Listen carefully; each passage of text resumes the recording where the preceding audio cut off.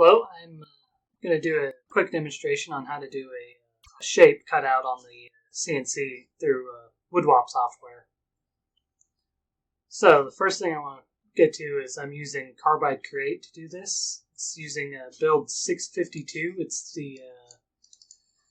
the last one that they allow G-code exporting. So the first thing we want to do is set up our job. So I want it to be 36 by 36, and I want my thickness to be 3/4 thick. And zero height I'm going to set to the bottom of my material because that's how Woodwop is set up. I'm going to have my toolpath 0 at the lower left. Material doesn't matter because it's we're not going to be assigning speeds in Carbide Create here. And retract height is how high above the material it's going to move. I'm just going to leave that at 1/8 inch. Alright, so now we have the job set up. I'm going to go to this button right here in the middle. And I'm going to find where I've saved this picture that I want to turn into a cutout. There it is. Alright, so if you look at it, let's see here, if I do the trace image, it's pretty choppy right there. So we're going to have to mess with the settings a little bit. So I'm going to increase the threshold. And I'm going to change the threshold angle. Let's try 90.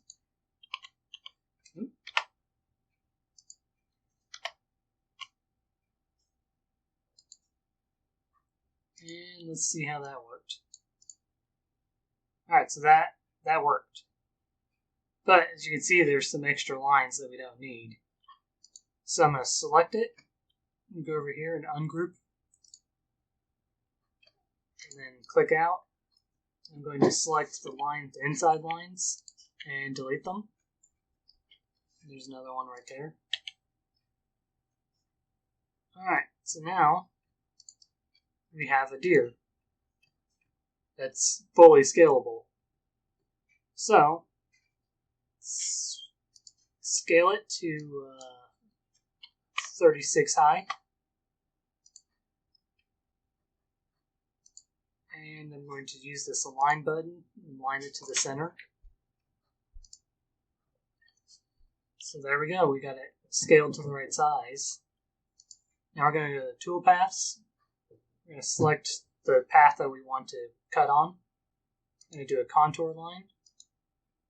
I'm going to set my tool to be a 3/8 end mill.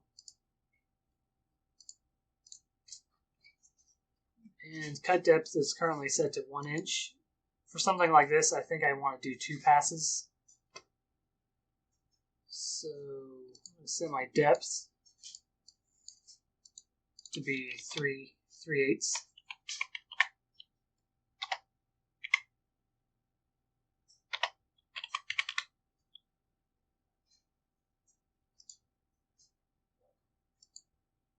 Okay, depth pass is 3/8 now. And these settings don't matter because usually Woodwop or the CNC will take control of that.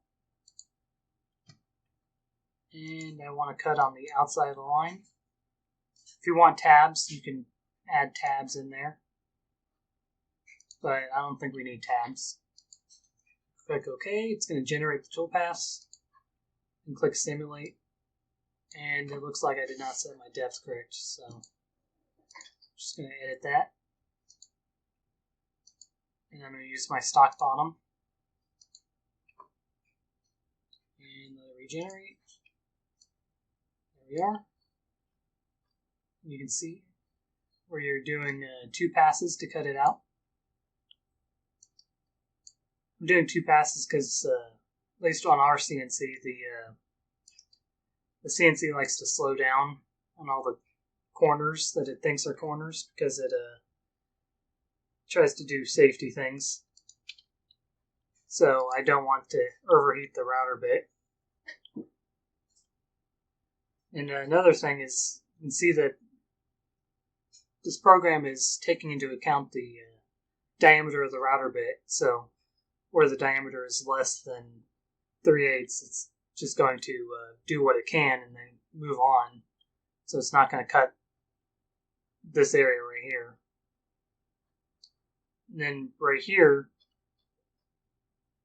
the diameter opens back up to over 3/8 right here. I'll delete that later in AutoCAD.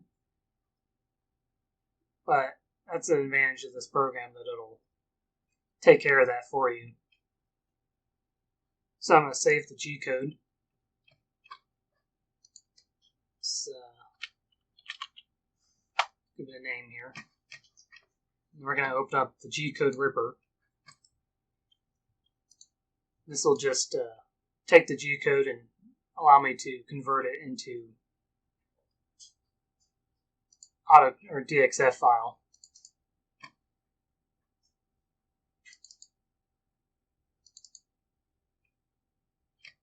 So I'm going to include the rapid moves, because if it moves, if you have a complicated engraving, Woodwop slows down vastly by creating separate toolpaths for each operation. So if you include the rapid moves, it'll speed up your program by doing everything in one operation instead of multiple. So we're going to export the program. Let's try to keep it in the same area, that way I don't get lost.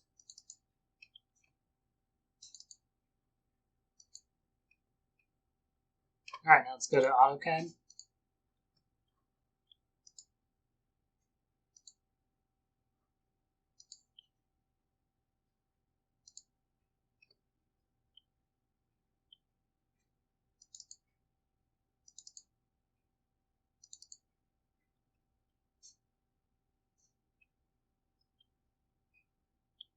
So there's our deer. So let's go in and delete that part right here. Now I'm going to set up a stock size that we had set up as 36 by 36. Now this is already converted into a millimeter size, so we need to convert our stock into millimeter. Let's just multiply it by 25.4.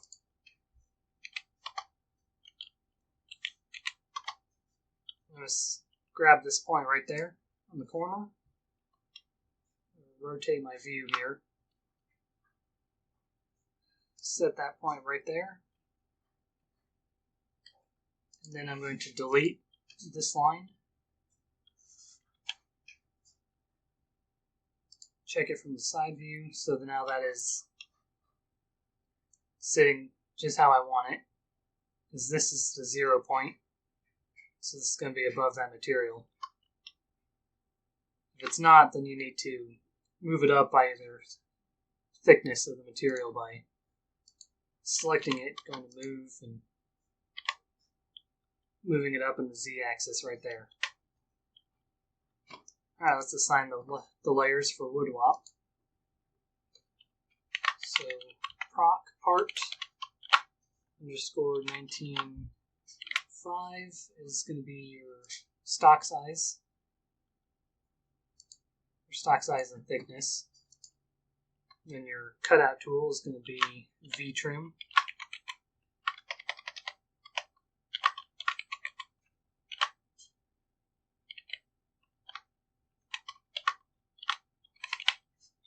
That's my tool for the 3/8 cutter. A lot of people don't know that if you do the -0_1, that's going to translate as -0.1 in Woodwop. But this is going to change. I just wanted to point that out. Now you need to assign your layers. Now this doesn't change colors, because it comes in with preset colors, so I always like to add the colors so that I know what I'm looking at. And that comes in handy when you're doing a more complicated engraving. Alright. Is that going to 0? Yeah, so I want to delete that one too. Alright. Now that looks like it's good to go. So we're going to save that. Open up Woodwop here.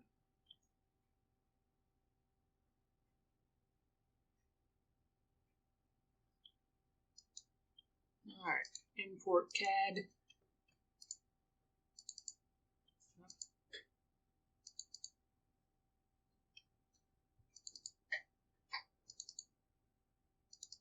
We're going to open up that AutoCAD file.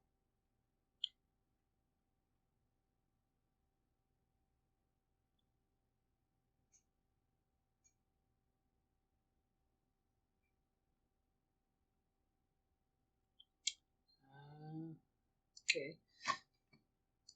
Alright, so now it's in Woodwop here. Don't worry about the lines going over. We're cutting on the outside of the line. So the actual line is going to be 3/8 in. So, looks like I have a second line in here somewhere.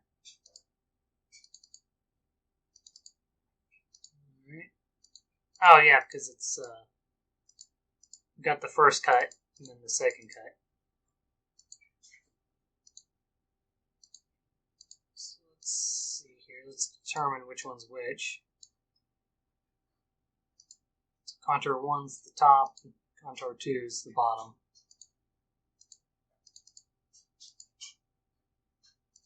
And so that's top, that's bottom. So Z dimension is set to -0.1. I'm going to set that to @0. That way we follow the contour element.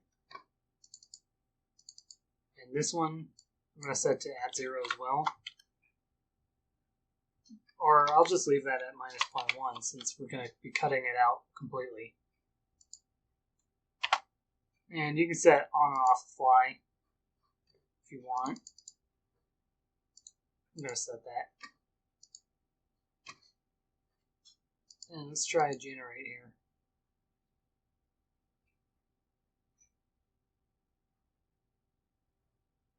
And as you can see, we generated without any errors. The Carbide Create took care of all of our radius issues. And now, what frequently happens to me is my boss says, "Hey, this looks pretty cool, but won't these antlers break off really easily? Why don't we make it, for the sake of this video, let's say this was in Maine, so let's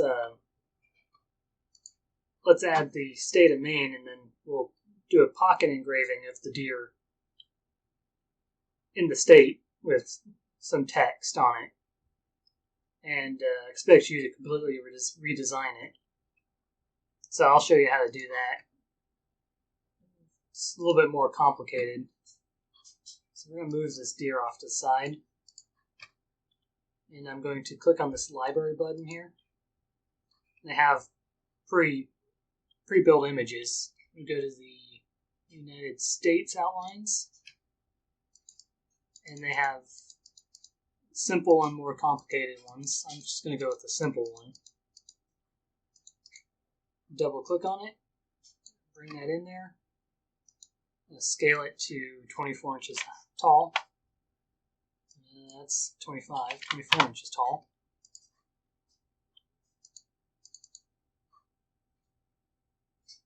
Now let's do 36 because that's what my workpiece is. There we go. Alright, I'm going to center that on the workpiece.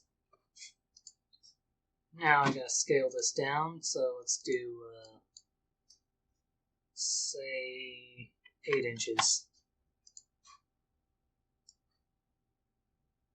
Move that around so you can, wherever you're located in the state, you can put it there.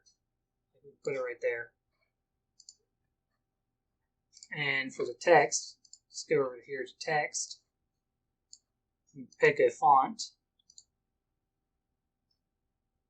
Just whatever you want, really. You can download new ones. So I'm going to say, wow. What a sighting.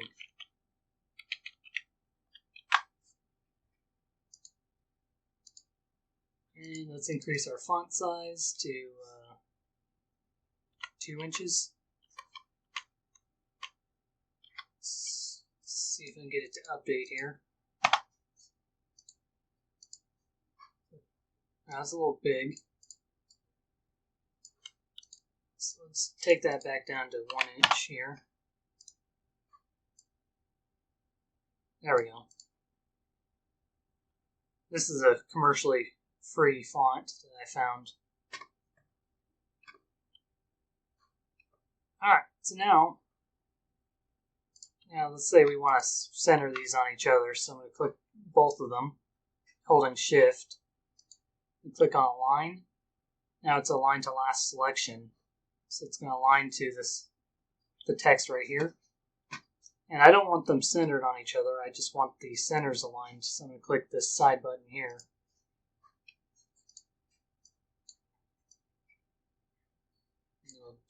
We'll do that. Alright, so now we go back to toolpaths. I'm going to delete this contour cutout. I'm going to select the deer and the text. Do advanced V-carve. And enable a area pocket tool. We're going to use a 1/4 inch router bit for that. And I don't have one set up in my pre-made stuff, so I'll just select one from their pre-made.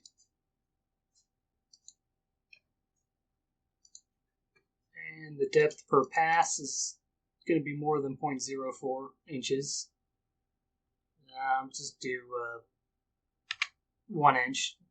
That'll make sure it'll go as much as I want. We're going to do an 1/8 inch deep for the maximum depth of the V-carve. I'm going to use a 90-degree V-bit for the outer edge. So that's going to generate. So you see it generated a pocket toolpath and a cleanup toolpath with the V-bit for the text and the deer. Now we just go over to click on main, do a contour, go back to our 3/8 router bit.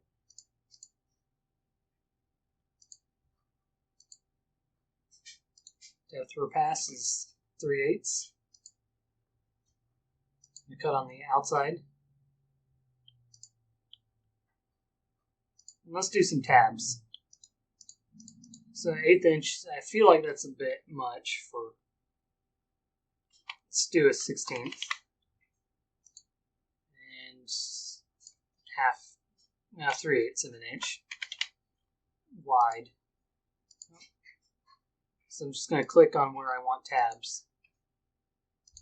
I try to avoid putting them in complicated areas, just so that it doesn't make it a pain to cut out.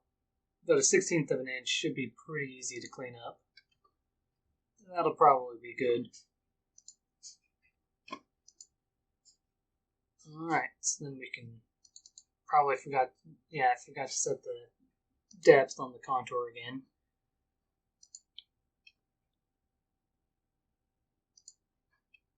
Alright, so then there you can see the tabs are being applied, and that seems pretty rough. I might take a look at that. Looks like I'm using a ball nose bit to do that. Let's take a look. Yep.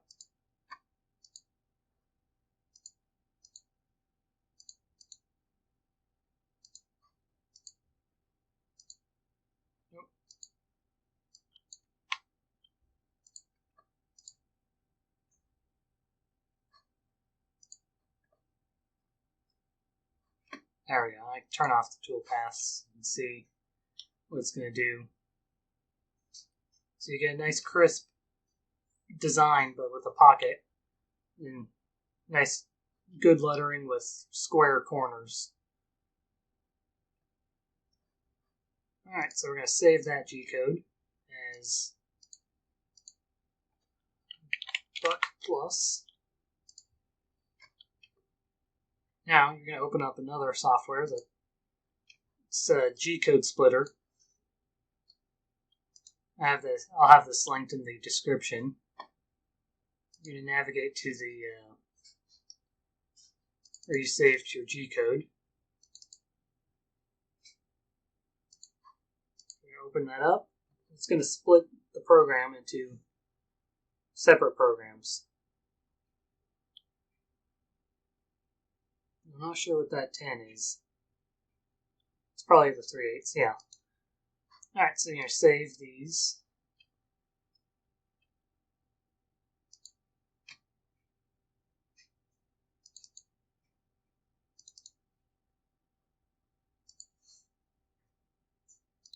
And if you took your time to name or apply the tool numbers in Carbide Create, then you could set this up to apply to your numbers, but I haven't gotten around to that.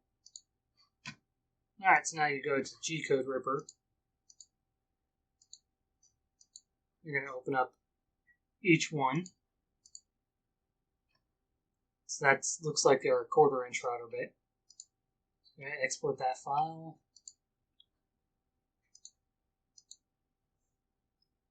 Open up 301, which is the V-bit. Don't worry about that.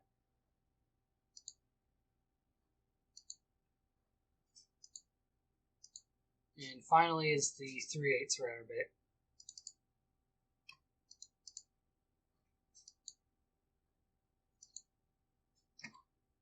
Alright, now we go to AutoCAD.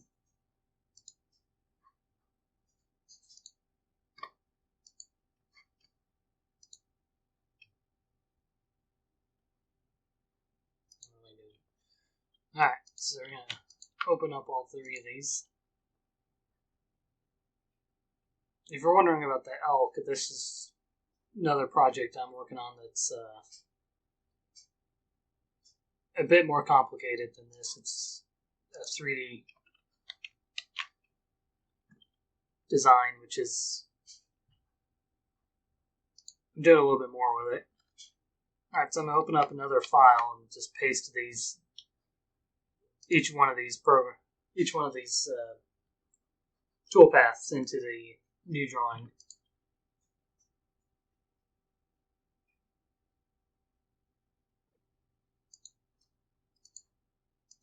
Now we're going to take this, copy it,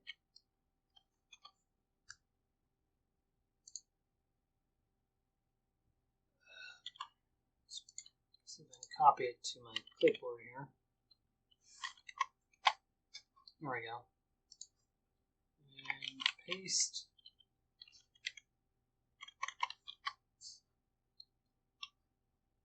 Apparently key commands don't work with this remote PC, or I haven't set it up. I don't know. Alright, so that one's been transferred over. I'll close that so I don't get confused.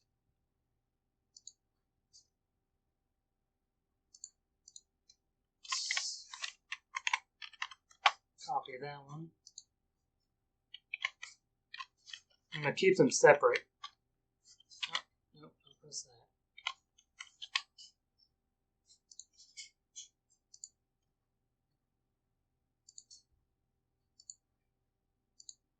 I have not assigned layers to them yet, so it'll be very easy to get them mixed up. Oh, well, that's close enough. Alright. So now we assign the layers. So we have a 3/4 inch thick piece. Assign that orange. Have the V-bit. Do a number larger than my material, so if I forget to change it, I'm not ruining the piece. So do green for that one. That's my 1/4 inch router bit.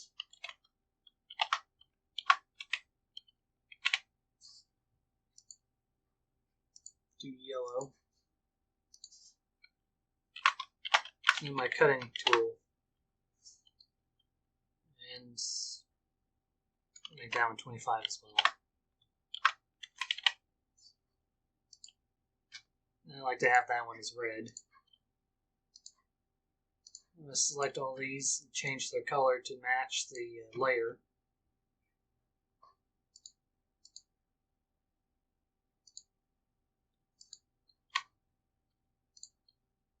So this one's going to be the cutout 140 or 3/8 router bit. That one's going to be my 1/4 inch pocket tool. This one's going to be the 90-degree V-bit. And finally I have a 36 by 36 sheet of material.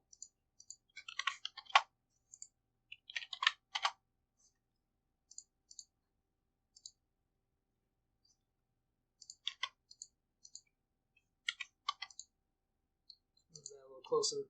Alright. Now, I'm going to rotate to the side view here. And move that at our start point. You can do the same for each one. Make sure you get all the points. You can set those start points on that corner of the material. That way we can make sure that everything is lined up correctly. But if I were to scale in, everything's starting at that start point right there.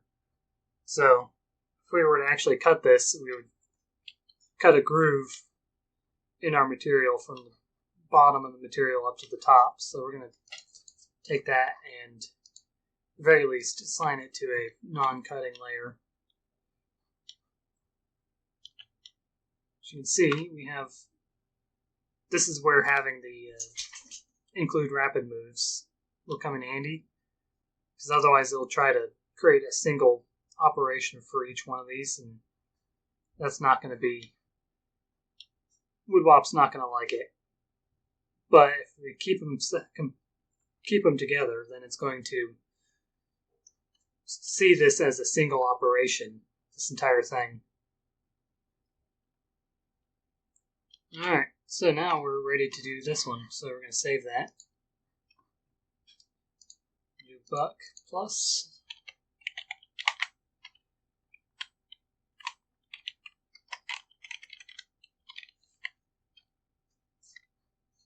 We're going to Woodwop.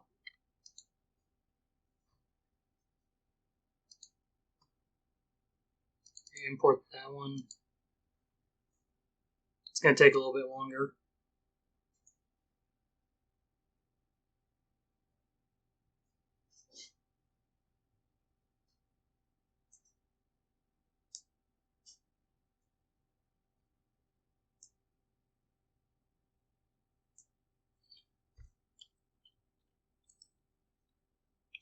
And there we go. So let's close that one.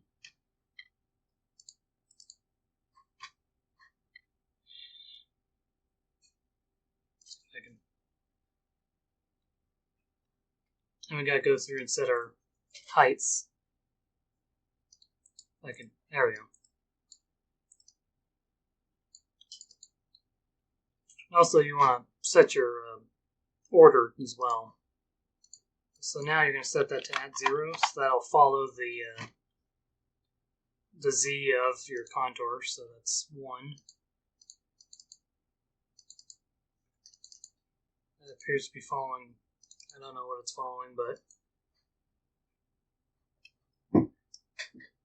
it's going to start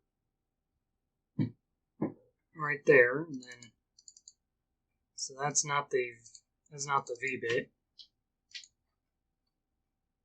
So something is not correct.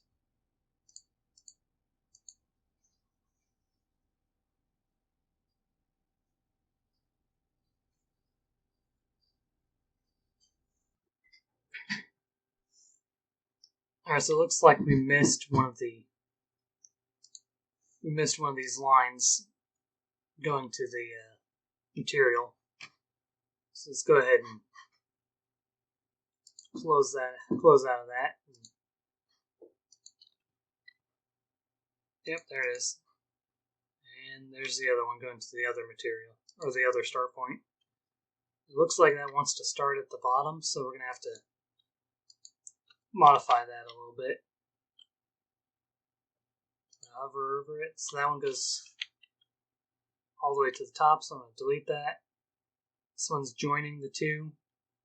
We'll have to see if that'll be a problem. Or no, let's just... That way we have full control. As you can see, you can see the tab lines right there.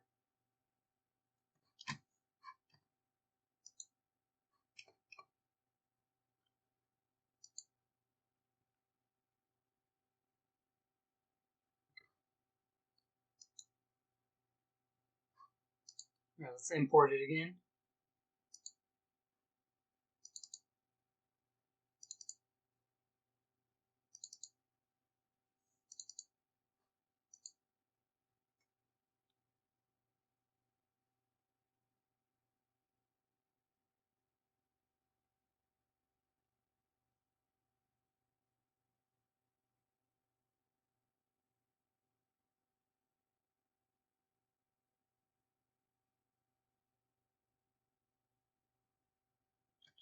Okay.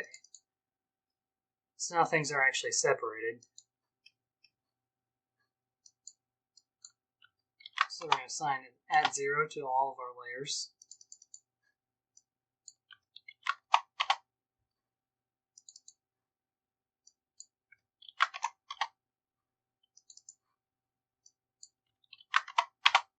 Let's check our Z height, make sure that we're not cutting into the spoil board. And let's see here. So the bottom one is contour line 2, which is this bottom one. You do want this to be set at 0 for this one, so that we actually follow those tab lines. That one's 1, which is our top cutout. And if you want to do the pocketing first, let's just move that up above the V-bit. So then we pocket it out, we do the V-bit, and then we do our first cutout, and then the final cutout with tabs. So let's go ahead and generate that, see if we get any errors. As you can see, no errors, and so we're good to go on a much more complicated engraving. Alright. Thank you for watching. If you have any comments or suggestions, go ahead and feel free to share them.